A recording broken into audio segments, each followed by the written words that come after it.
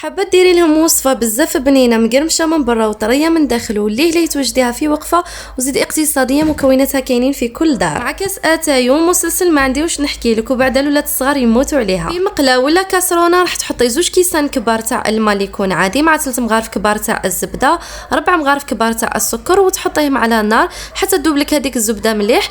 نقصي للنار يعني دير هاد الليله، حطي 2 كيسان كبار تاع الفرينه وبقاي تخلطي كيما راكي تشوفي، ومن بعد قلبي من فوق لتحت وتكي حتى تنطم معاك العجينه.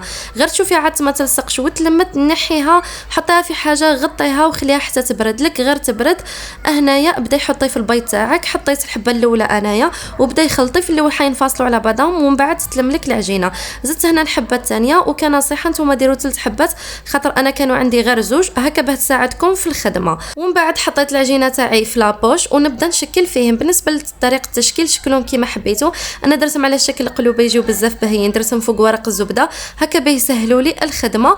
وثاني درت على شكل اصابع، وهادو تقدروا ديروهم بلا ورق الزبده، يعني الطول في المقله تحطوا وتقصوا كيما حبيتوا. انا سهلت على روحي وحطيتهم في الورق. هنا نسخن الزيت تاعي ومن بعد نقص للنار نخليها قلم المتوسط، نحط الحبات تاعي ومن بعد نحي لهم هذاك ورق الزبده، نقلبهم على الجهتين ومن بعد نحيهم يقطروا، ونرمدهم في شويه تاع السكر مع شويه تاع القرفه، ويتقدموا هما سخان مع صوص شوكولا. ما عندي ما نحكي لكم يجيو مقرمشين. قبل ما نكمل ما تنساوش تشتركوا في صفحتي تاع الانستغرام، روحوا دعموني فيها، واي استفسار راني نرد عليكم من تما. بقى لي غنقول لكم بسلامه.